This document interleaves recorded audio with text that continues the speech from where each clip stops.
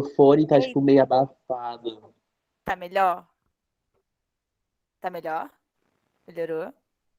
Melhorou a qualidade, Ah, Camila. então tá bom. Melhorou um pouco. Tava bem. Melhorou. Tava, Eita. Ainda assim, tipo, tá muito próximo. Porque primeiro que eu falo alto, porque é carioca. Segundo, esse fone ele é meio sensível, porque se eu deixo ele muito afastado, aí minha voz fica muito baixinha. Só que se eu deixo muito perto, aí fica abafado. Então, eu ainda não encontrei o lugar onde ele tem que ficar. Mas vamos. Não, peraí, deixa eu trocar vocês de lugar. As duas telas às vezes me confundem. E a gente já partilha uma aula. Muita coisa vai acontecer nessa aula. A gente vai falar de muitas coisas diferentes. Mas vai ser uma aula especial, porque essa aula é bem legal. Na última aula, e aí eu gosto de fazer, eu sempre. Foi. Na última aula, a gente falou da Revolução Francesa. E que teve revolução. Saiu rei, decapitou rei, entrou gente, saiu gente, e no final voltou a tudo como era antes. No final de tudo veio Napoleão caiu, e aí botaram outro rei no lugar. Então saiu o 16 foi decapitado e entrou depois da Revolução, houve o rei Luís XVIII. Adiantou de alguma coisa? Meio que de porra nenhuma, né? Mas a gente vai ver o que realmente rolou.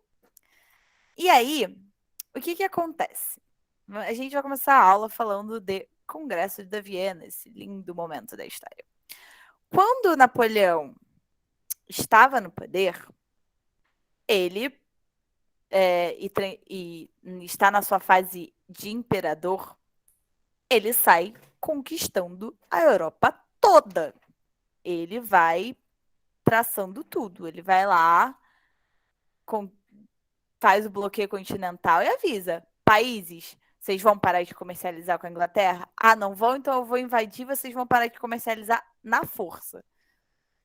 E quando ele cai, a Europa, as fronteiras estão meio que caóticas, né? Tipo, ele desfez as fronteiras, por assim dizer.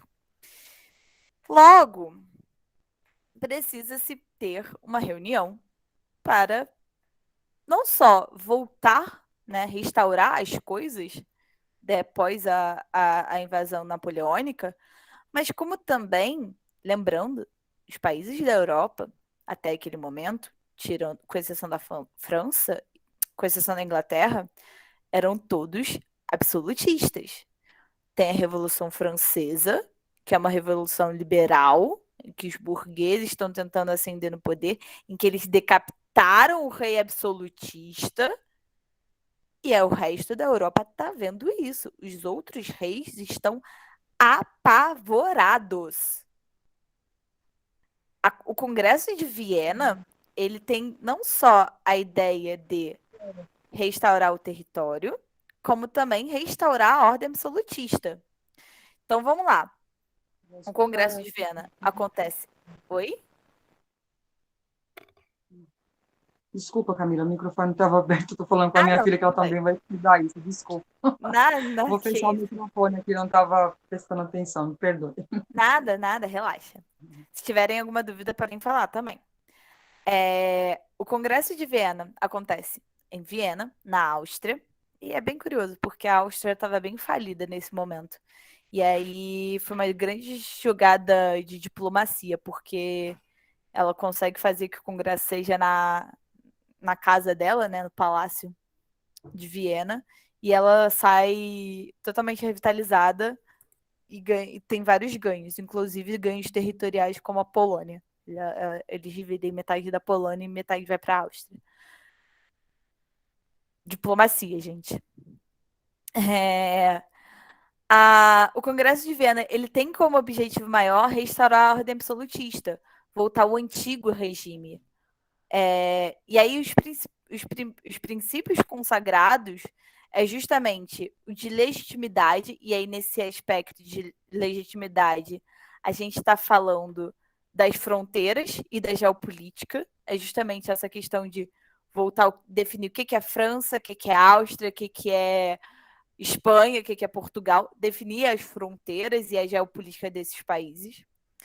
O equilíbrio no sentido de evitar uma competição territorial para não ter, de novo, um imperador tomando territórios à torta e direito.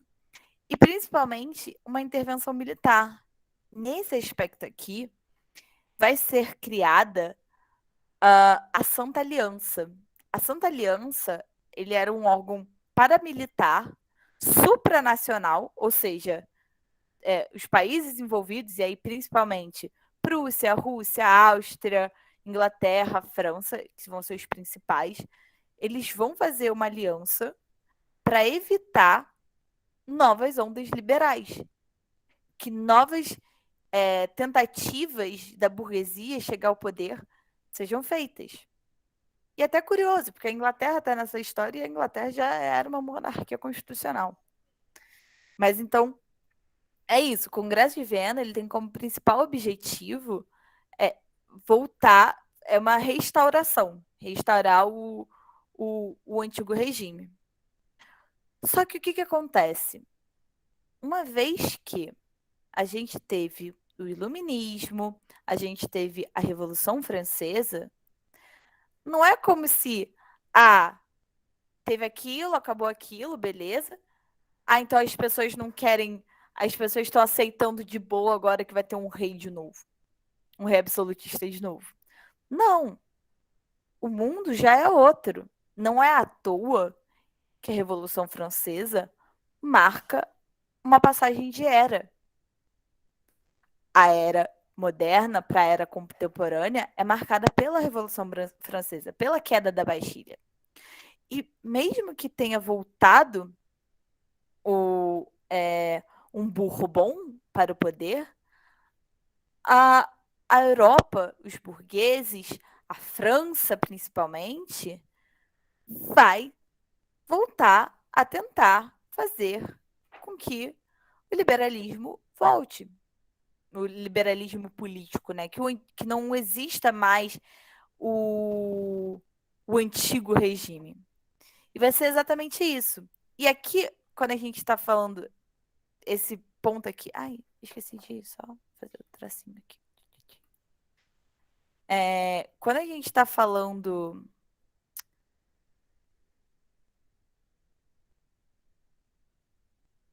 Quando a gente está falando dessa nova onda liberal, principalmente na França, a gente está vendo uma Revolução Francesa parte 2, por assim dizer.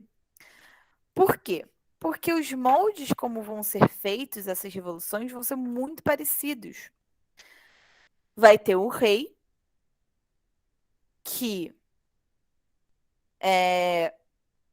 esse rei vai ter um rei absolutista que vai virar uma monarquia constitucional, vai vir depois dessa monarquia constitucional com os girondinos, né, que é a alta burguesia, não vai fazer as verdadeiras transformações, vai, então, haver um choque dos jacobinos, vai ser, né, que é a pequena burguesia, vai ser radicalizado o movimento, e aí vai entrar um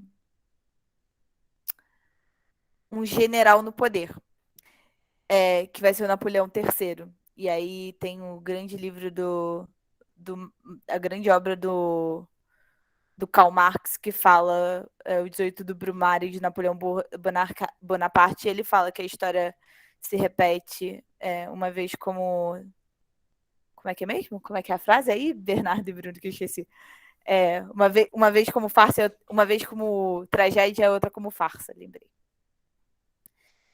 Então, assim, o que a gente precisa entender... Por que eu estou falando essa parte meio rapidinha? Porque o que vocês precisam entender que, mesmo que a Revolução Francesa tenha acabado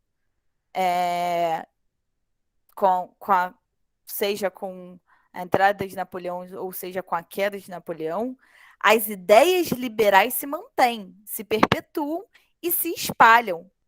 A Grécia, a Polônia, a Bélgica, elas vão entrar nessas. A Grécia vai se libertar dos desturcos, a Polônia vai tentar se libertar da Rússia e a Bélgica vai se libertar dos holandeses. E vão ter movimentos liberais. Em 1848, essa data aqui, vai ter o governo do Luís Filipe. O Luís Filipe I, na verdade, vai ser um rei. E ele vai ser conhecido como o rei burguês. Que parece quase surreal, se a gente está falando, olha, uma monarquia absolutista não, liberal, né? Vamos querer uma república. Só que o que acontece? O rei burguês ele vai ser fundamental para consolidar o industrialismo. Por que isso vai ser importante? Porque depois a gente vai ver a segunda revolução industrial. E já está tendo lá na Inglaterra a revolução industrial. Já está vindo a segunda onda da revolução industrial na Inglaterra. Isso vai se desembocar no final do século XIX, numa coisa que a gente vai ver mais à frente, porque só nessa aula não vai dar para falar de tudo, porque a gente ainda vai falar de segunda revolução industrial e conferência de Congresso de Berlim, que essa nova onda de industrialização vai gerar outras consequências para o mundo. E aí, como eu falei, vai ter todo. Eita, a luz diminuiu aqui. Vai ter toda uma movimentação de onda liberal, mas ainda assim as coisas da Revolução Francesa vão se repetir. Vai vir uma guinada conservadora. Esse é o primeiro ponto do que eu quero falar do século XIX. A outra parte que eu quero falar do século XIX, e aí é a parte mais legal dessa aula de hoje, vai ser as doutrinas sociais do século XIX. Que aí são o socialismo utópico, o socialismo científico, né? O socialismo do nosso querido tio Carlos Marcos, Karl Marx e Friedrich Engels. Eita. E o anarquismo, ou socialismo libertário. O que vai ser... E assim, desses três, os mais importantes vão ser principalmente... Vai ser, de longe, socialismo científico, porque ele vai ser a base para muitas coisas no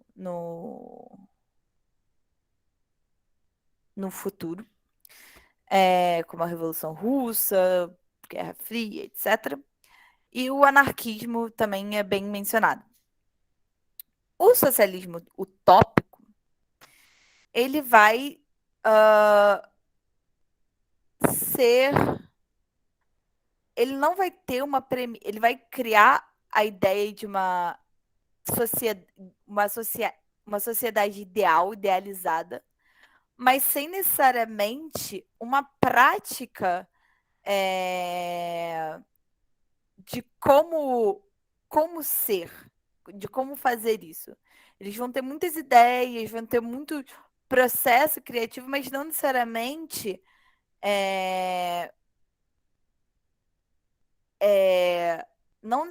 vão ser um bloco conjunto e prático de como fazer essas coisas. Por isso que ele é utópico, porque ele não existe uma prática, ele só existe no campo das ideias. É uma utopia, uma sociedade ideal de como deveria ser o mundo. Que seriam comunidades autônomas, com habitações, plantações, indústria, todo mundo ia viver bem, mas não tem necessariamente falando como que se chega nisso. E aí, justamente por conta disso, vai vir o socialismo científico do Karl Marx e do Friedrich Engels. E aí, E quando a gente fala de esquerda hoje em dia, quando a gente fala, fulano é socialista, fulano é comunista, e quando a gente vai olhar para a Revolução Russa no século XX, tudo isso tem como base fundamentada o socialismo científico, o socialismo de Marx, ou marxismo, se quiserem chamar assim. Vocês estão entendendo? Tô corrida, tá devagar, tá tudo bem. Posso continuar? Tá tranquilo, pode continuar.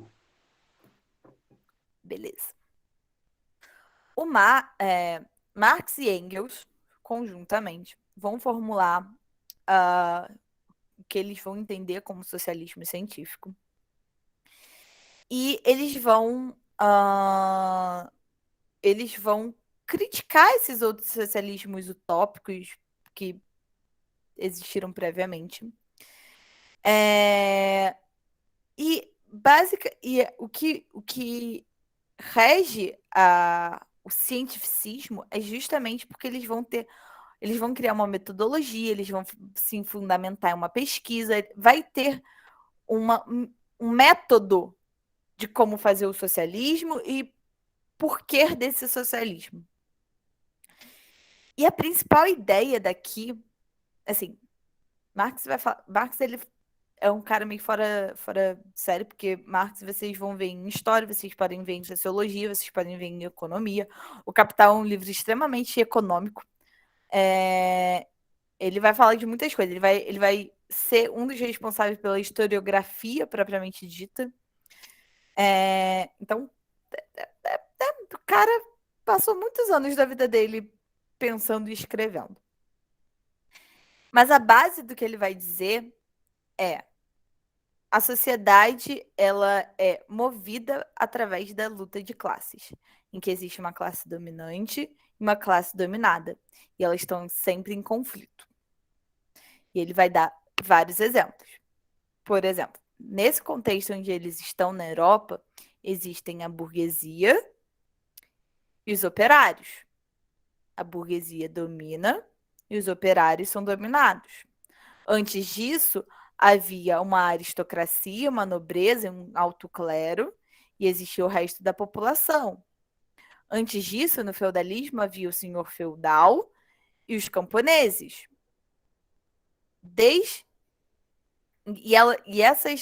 Esses grupos estão sempre em conflito.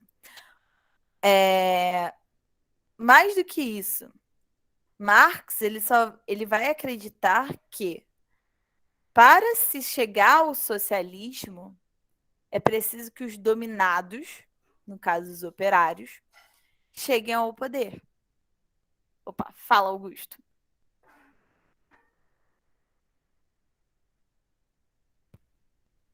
Pode falar. Tava com problema aqui no microfone. Tá. A gente vai pular um pouco do socialismo utópico, mas eu tenho uma dúvida. Claro, fala. Que assim, para socialismo utópico, eles buscavam que não tivessem essa luta de classe, certo? Tipo, Certo. não era necessário essa, entre aspas, guerra entre a burguesia Isso. e O aí, tipo, proletariado. eu queria, tipo, entender por que não deu certo esse socialismo utópico, e se fosse dar certo, tipo, como não deu certo, né? Que as visões, depois teve o socialismo científico, que teve umas visões mais concretas, mais reais. Uhum. Tipo, como seria usado? Não sei se você conseguiu entender a minha pergunta. Tipo, você quer saber por que não deu certo?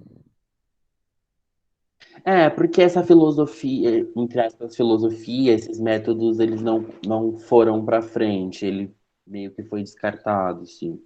Porque eles pensam o seguinte, eles pensavam assim, numa sociedade ideal, que ela é baseada na solidariedade, que não existe esse individualismo. Eles fazem crítica ao capitalismo, mas De uma forma mais sutil, assim, né? eles falam assim, eu chego para você e falo, Augusto, como seria o mundo ideal para você? Ah, o mundo ideal ia ter a paz mundial, ninguém ia passar fome e todo mundo ia viver igual.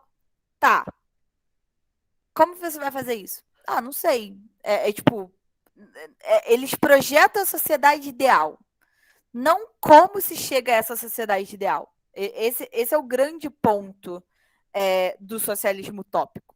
O socialismo utópico, ele idealiza uma sociedade. Ele cria a sociedade ideal. Ele imagina como seria a sociedade ideal. Mas ele não pensa e não fala e não imagina como que se chegaria nesse momento. Entendeu? Ele não fala de. Então, só para mim entender, só para mim conseguir entender, então, o socialismo científico, ele ainda tem um baseamento no socialismo utópico, mas não utiliza todas essas teorias deles, no caso. Isso. As principais.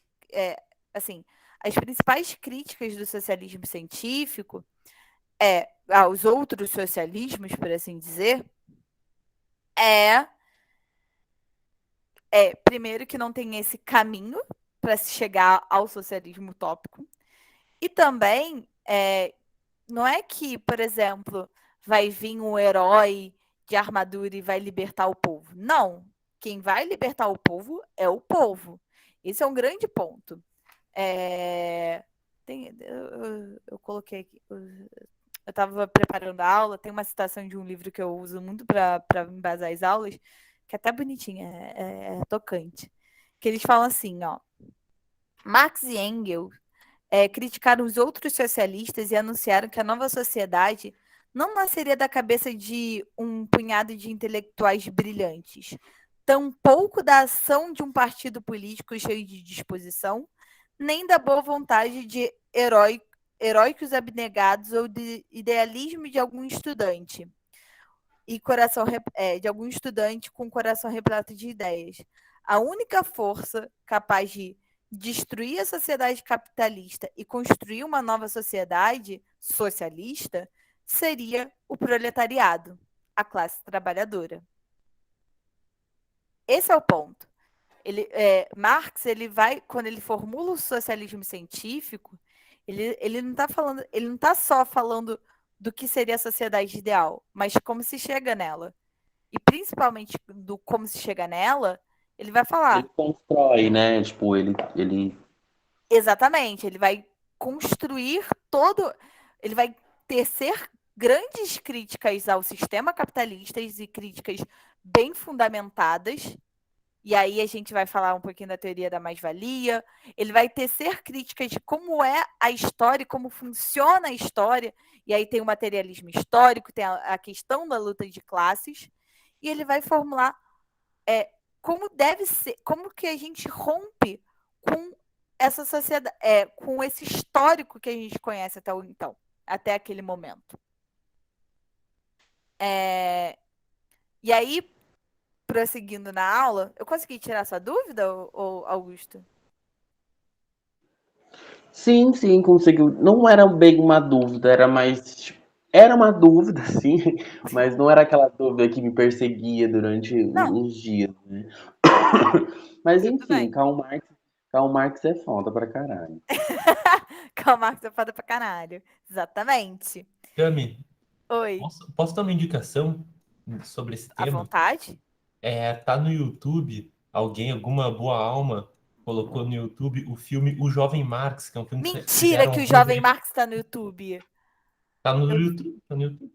Eu assisti tem uns Pô, 3 vale a anos pena no ver YouTube. isso daí, hein? Eu vi É na um baita faculdade filme. esse filme.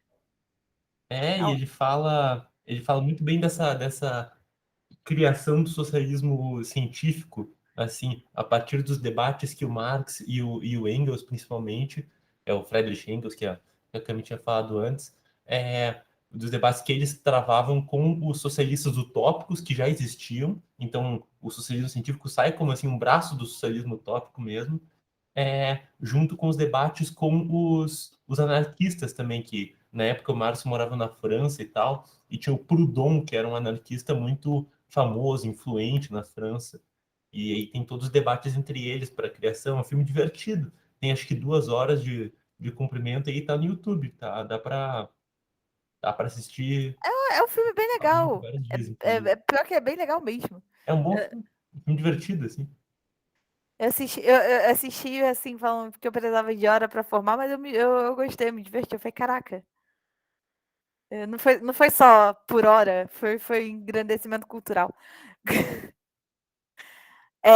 Mas, voltando um pouquinho para o socialismo científico, e geralmente é o que mais se pede quando a gente vai falar de vestibular, e também é o que é o mais legal de estudar, o que o Marx vai falar? E aí eu destaquei 3 coisinhas, né? Eu falei já da luta de classes, que o motor da história é a luta de classes. Ele vai falar do materialismo histórico. E para materialismo histórico, ele vai falar que nenhuma ideia, nenhum ideal surge pura e simplesmente. Ele surge baseado no contexto em que ele está. Então, a ciência moderna, ou o iluminismo, ele só surge justamente devido às necessidades da burguesia daquele momento. O esclarecimento, o esclarecimento, o iluminismo que vai gerar posteriormente a Revolução Francesa, ele surge justamente na luta contra o absolutismo. Nenhuma ideia, ele vai falar que precisa-se de um contexto para aquilo, um contexto histórico, um materialismo histórico, para surgir os ideais. E parece meio óbvio eu falar isso agora para vocês. Mas faz sentido quando a gente fala assim, tal pessoa pensava dessa forma por causa da época que ela vivia. Só que até aquele momento, até essa época, não se pensava exatamente isso. A história era uma história que se preocupava em falar da vida dos reis, da vida dos generais. Não tinha essa preocupação de contar o resto da história. Beleza? Não se falava tanto em economia, ou sociedade, ou política. Era uma coisa mais Maria Fifi mesmo. O rei que casou com fulaninha, que traiu ciclaninha e por aí vai. E aí, o outro ponto, que aí, quando o vestibular pede claramente, quando cai no vestibular é isso, é a teoria da mais-valia. Alguém aqui sabe o que é a teoria da mais-valia? O que é mais-valia?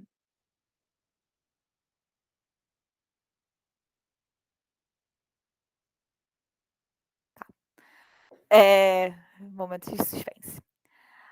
Basicamente, tentando assim, ser bem resumida, a mais-valia vai ser o quanto vale o seu trabalho que vai Nossa, meu virar. microfone tá demais hoje, não tô Ai, conseguindo ligar, hein? tá. Eita. Fale, Augusto. Não, eu ia falar sobre colocar um valor, né, naquilo que você. Não colocar um valor, tipo, aquilo que você faz, né? A mais-valia é justamente o valor da força do seu trabalho que acaba virando lucro para o patrão. Vou dar um exemplo.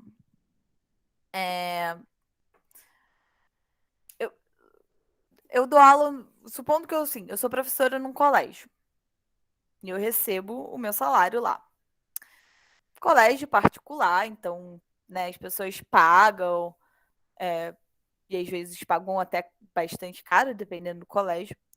Que muito provavelmente, assim, na turma de 40 pessoas, 10, até menos, 5 pessoas que pagam mensalidade, 10 pessoas que pagam mensalidade, 10 alunos de uma sala, gera, é o que eu recebo no mês. E aí ainda tem o resto dos outros 35 alunos que também pagam mensalidade. Para onde está indo esse dinheiro? Para o patrão. Mas esse patrão ele vai na sala de aula dar aula? O dono do colégio dá aula? O dono do colégio às vezes nem é professor, nem sabe dar aula, nem leu alguma coisa de pedagogia. A teoria da mais-valia, ela não, o Marx vai falar que o capitalista ele não paga devidamente o valor que vale o trabalho daquela pessoa. Justamente porque se não fosse aquele operário, se não fosse aquele trabalhador, ele não ia ter um produto. Porque muitas das vezes ele sequer sabe fazer o produto. Conseguir explicar? Vocês conseguiram entender?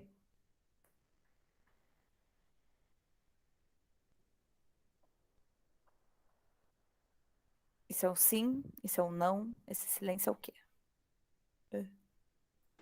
É meu microfone que não querendo ligar, mas eu consegui. Ah, o Bruno conseguiu resumir bastante. O Bruno faz tudo.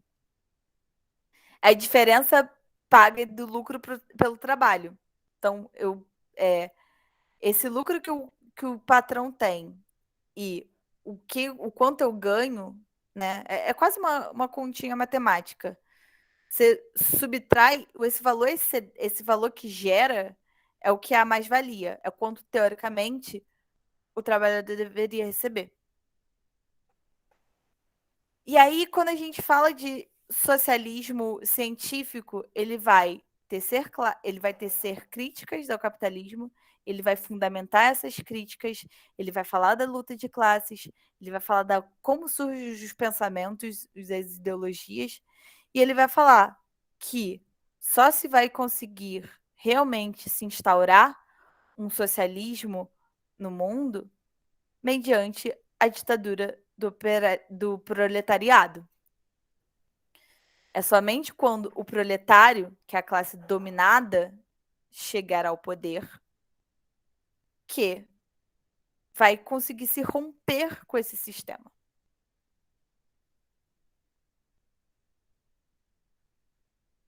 Ok? Ok. Ai, meu Deus. E o anarquismo, que é o socialismo libertário, o anarquismo ele vai ter uma ideia de que não deveria haver poder. Não deveria haver uma instância de poder. Todas as pessoas são iguais e têm os mesmos direitos em tudo. Então, a sociedade anárquica, ela seria ser uma sociedade sem poderes, sem uma instância de poder, e as pessoas iam se autorregular. O anarquismo, o socialismo libertário, ele fala sobre isso. E aí, nesse exato momento, o anarquismo ele não fala necessariamente sobre ausência de Estado. Ele fala de ausência de poder. E aí, quando a gente ouve o termo ANCAP, não faz o menor sentido. ANCAP, se alguém ouvir. Então, porque hoje em dia, Augusto, talvez você esteja confundindo os anarquistas com os anarcocapitalistas. Os anarcocapitalistas são uma galera que tentando as ideias. Usando uma palavra legal, tentando as ideias. Por que o anarcocapitalismo não faz sentido? Porque o anarcocapitalismo ele fala de ausência de Estado e que a sociedade ia ser gerida através das propriedades privadas. Então, você tem uma polícia, ela vai ser privada. As grandes empresas vão ser quem vai deter do poder. Ué, se anarquismo é ausência de poder, não faz sentido ter uma empresa poderosa, uma polícia privada, porque a polícia detém do poder, detém o monopólio da força, detém da força. Isso é poder. Os anarquistas, eles vão ter uma ideia tão quase que utópica também de sociedade em que as pessoas vão se autorregular, que não vai ter mais instâncias de poder. Todo mundo vai ser igual e vai se autogerir para ser igual.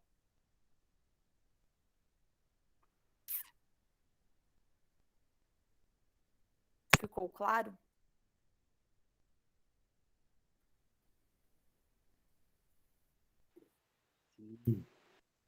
Beleza. Ai, meu Deus, falta ainda mais matéria. Então, eu vou falar, quando a gente fala de Revolução Industrial, eu vou voltar um pouquinho, né, nos pensamentos sociais do século XIX. Mas eu já queria deixar isso, pelo menos a teoria bem embasada, para que quando a gente fala de Revolução Industrial, a gente poder só fazer uma revisão. Dando prosseguimento ao século XIX na Europa, vão ter outras coisinhas, como as unificações.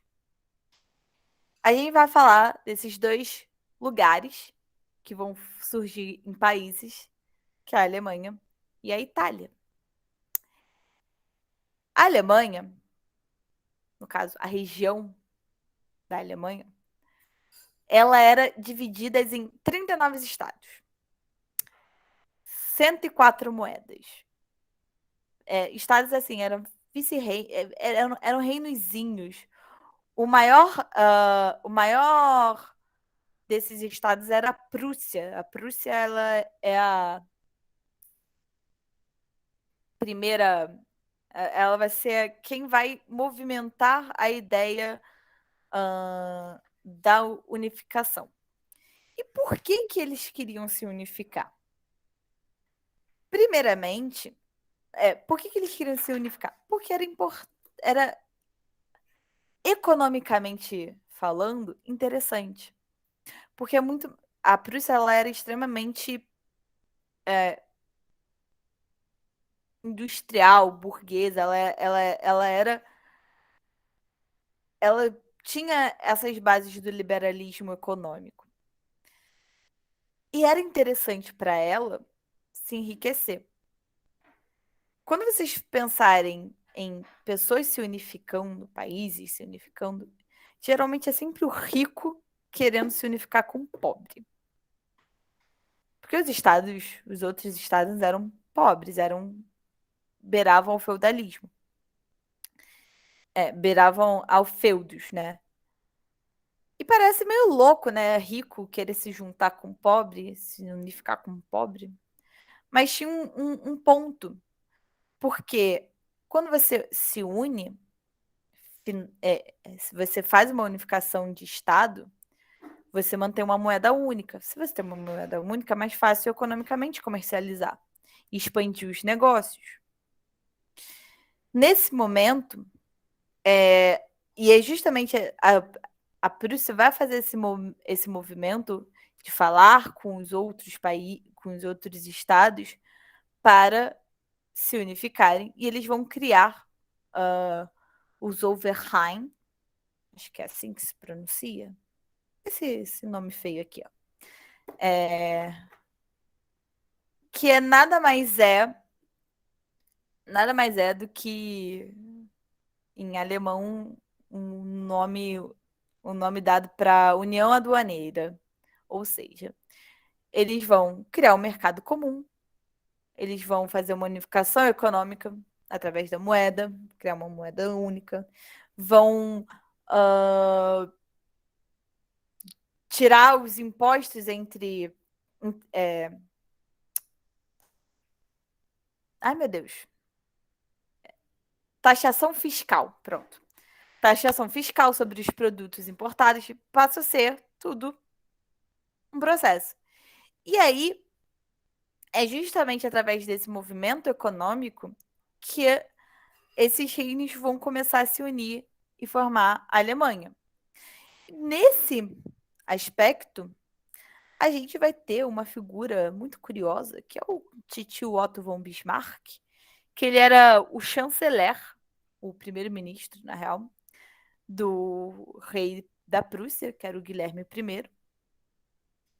E o Otto von Bismarck, ele vai ser um grande diplomata. Ele vai ser quem vai articular boa parte dessa unificação. Mais do que isso, ele vai ter uma visão estrategista bélica. Ele vai criar uma indústria bélica muito forte. Além disso, ele vai ser extremamente nacionalista. Quando a gente fala em quando a gente fala desse nacionalismo, ele vai falar do pan-germanismo. Porque todos esses 39 estados, eles eram germânicos. A Prússia ela era germânica, eles eram dos povos germânicos. E eles vão falar do pan-germanismo. Por exemplo, a Ursal, que o Daciolo... o cara... Eu tenho um ponto, Bruno, eu tenho um ponto. Eu juro que eu tenho um ponto. A Ursal, que o Daciolo falou em 2018, seria a ideia de um pan-americanismo. Seria a união dos... pan-americana, né? A união dos países da América. É a mesma coisa, é um pan-germanismo. Além disso, o Otto von Bismarck ele vai ser fundamental em algumas guerras que vão acontecer entre a Prússia e outros países, como a Dinamarca, a Áustria. E na Áustria, ele vai conseguir fazer a unificação de alguns territórios que estariam na Áustria, mas seriam germânicos, né? Então, seria parte da unificação do norte. E da França. Essa pontinha aqui da França, isso vai ser em 1870. É importante dizer que vai se criar, seria até mesmo da Alsácia-Lorena, por a anexação da Alsácia-Lorena, que é uma região que a Alemanha e a França vivem disputando entre si. Que eu sempre, na minha época de aluna, eu sempre me perguntei como a galera que vive na Alsácia-Lorena se reconhecia na época. Porque uma hora eles estavam com a Alemanha e outras horas eles estavam com a França. Depois eles estavam com a Alemanha e depois eles estavam com a França. Eu ficava nesse vai e vem, eu ficava, meu Deus, essa galera aí deve estar uma hora falando assim, foda-se, eu não pertenço a ninguém. Mas principalmente quando a gente fala da França, vai criar-se um ressentimento. A gente está em 1870.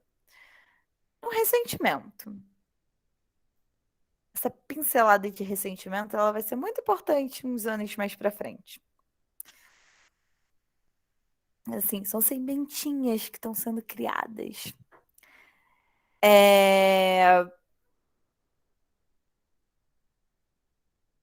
E aí, e justamente a consequência dessa unificação alemã vai ser o revanchismo francês. E lá na França vai acontecer uma coisa muito legal, que é só... Eu só vou comentar por alto, porque também não cai no vestibular, mas é legal. Quem quiser dar uma lida depois, eu posso passar o material por fora. Que é em 1871 tem a Comuna de Paris, em que Paris, por 3 meses, foi socialista. Sabe o socialismo científico que a gente falou do Marx? Então, a França consegue fazer durante 3 meses lá. E funcionou. Durante 3 meses funcionou. Só que a galera meteu o pau, né, no pessoal que tava lá e não foi pra frente. E aí, uma outra região que também não estava unificada, e até coloquei em imagem do meu caderno, na minha linda botinha, era a Itália. A Itália também, ela era dividida em alguns reinos. Cada região da Itália estava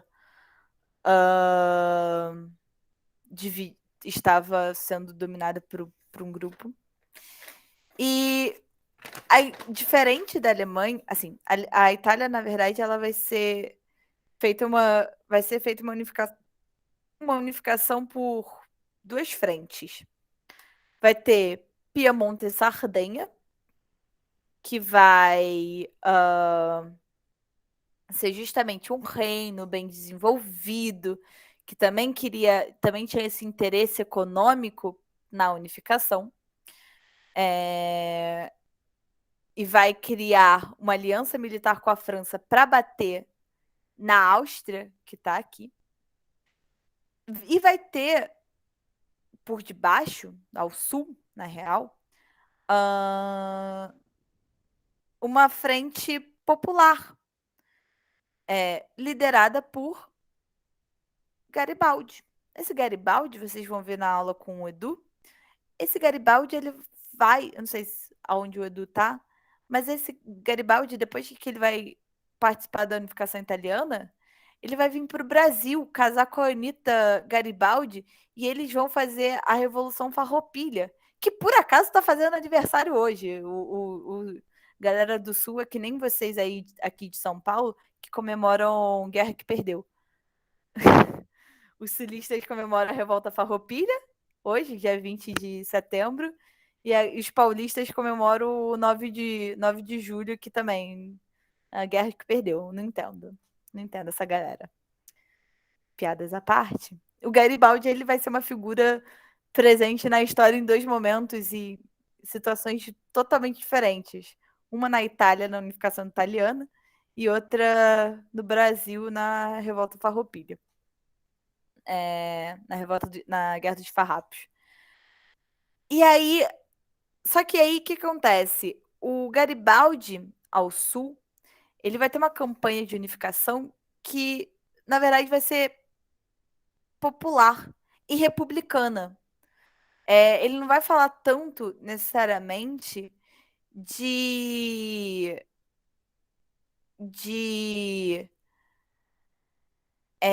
não vai ter tanto a parte de interesse econômico, vai ser uma parte mais realmente política, instaurar uma república, por exemplo. E o que acontece? Durante esse processo de unificação, ele vai acabar se aliando com o norte, que é liderado pelo Cavour, né? Caviar. E ele vai se aliar para poder fazer essa unificação, seja pelo norte, seja pelo sul. E ele vai meio que abrir mão dessa ideia popular, esse caráter popular, o ideal popular que ele tinha. E o que acontece? Tem uma galera vindo do norte, tem uma galera vindo do sul, chega-se no meio. Quem tá ali no meio? Roma, que era controlado por quem? Pela igreja. A disputa, a guerra vai estourar.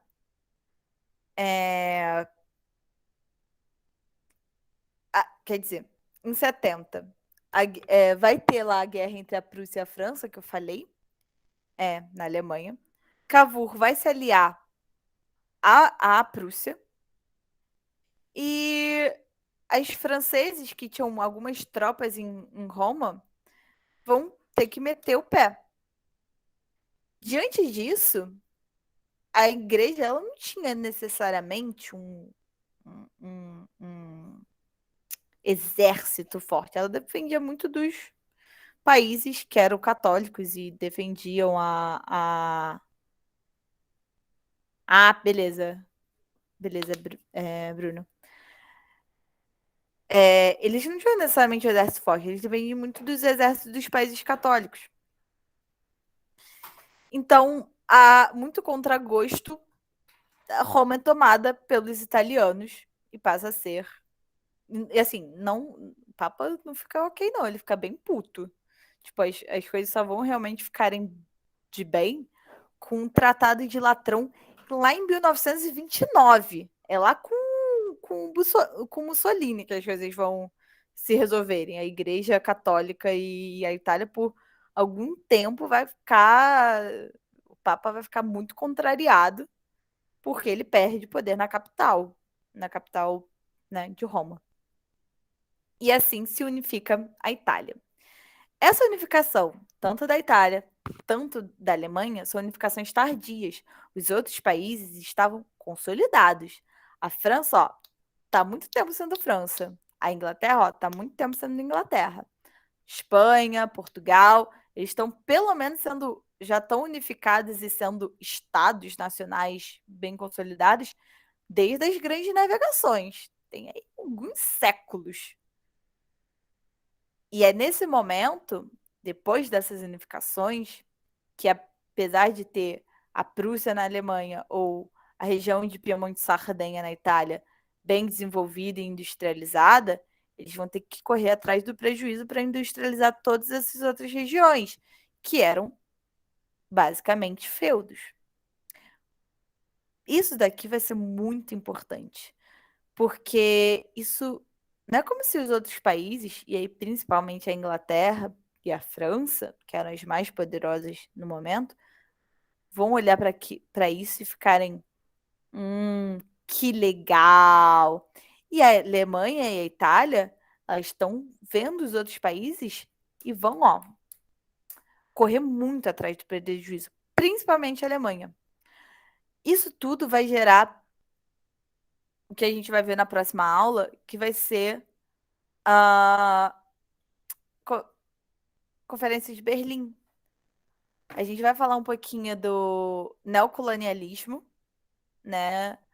E o que é esse neocolonialismo, como ele se dá e qual que vai ser o que vai acontecer com a Europa, o que vai acontecer com o mundo e o que vai acontecer com esses dois países. Porque tudo isso aqui, ó, eu estou pincelando um histórico por uma coisa que vai acontecer no século passado, que também vai mudar, vai abalar as estruturas, que é a Primeira Guerra Mundial. Tudo isso, gente, o imperialismo, as unificações tardias,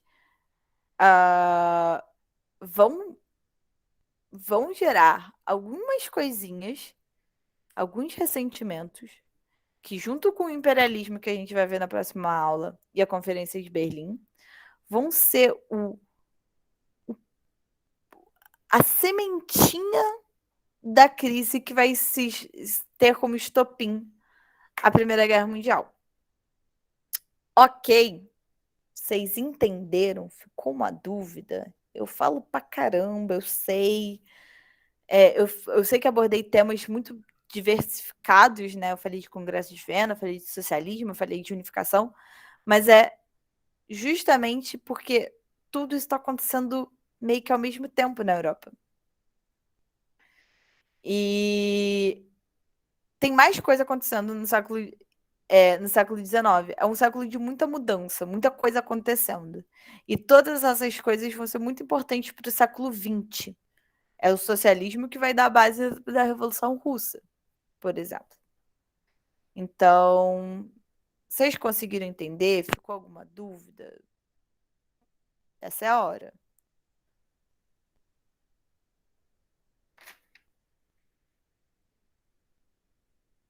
Melhorar. Obrigada, Bruno. É isso, gente. Espero que vocês tenham gostado. Mandem mensagem, eu vou mandar os slides para vocês. Fala, Márcio. Ah, não, Márcio entrou, é o professor. Eu achei que ele tinha levantado a mãozinha. Mas foi isso. Eu vou mandar esses slides para vocês. E qualquer coisa, vocês podem sempre me procurar e tirar dúvidas e falar. E tamo aí. Show?